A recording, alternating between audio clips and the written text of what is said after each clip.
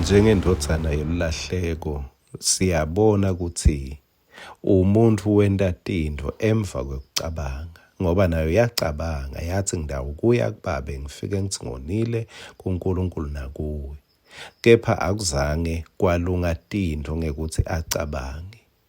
Kunelivesi elishoko ukuthi wabe sewuyahamba tacala tintfo tashintsha ngekusukuma alandzela imicabango yakhe. Uyathi ungaba nemicabango lemihle ngelikusasa, ube nemicabango lemihle ngempilo yakho, kepha ungakasukumi wathatha tinyathelo kuleyo mcabango kude la utawufika khona.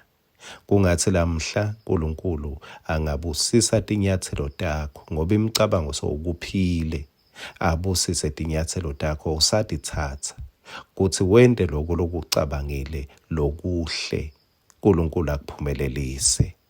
Nasi ngwaselisuku sakavuka uhle asisihlephule kuJoshua sahluko 7 siqale kuverse 7 sike samfunza sifunze na verse 8. Joshua wathi awusomandla simakathe lesive usewedeleni umfula iJordani ukuthi ute kusinikele etandleni tema-Amori kuthi ate kusibhubhisa maye kube simane seneliswa kuhlala ngale ngesheya kweJordani.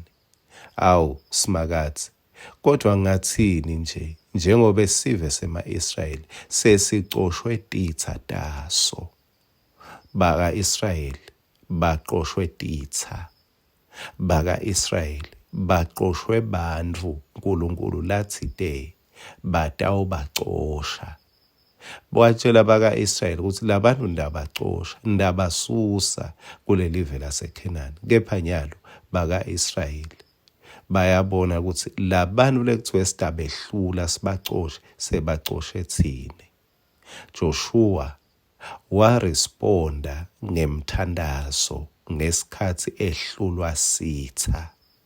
Akazange wathi angicinise impi, angengete emabutfo, wathi Joshua lenzaba ayikho emandleni, lenzaba isemkhathini wethu nasimakathe.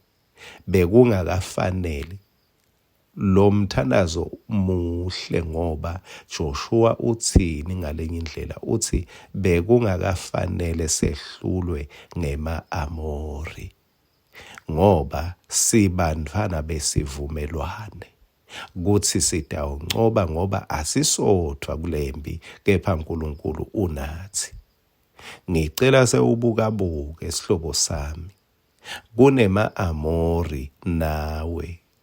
Lekungendeka kulesinye isikhathi akushaye akwehlule bese ucabanga ukuthi kusho ukuthi vele awukanikwa impilo lechichimako.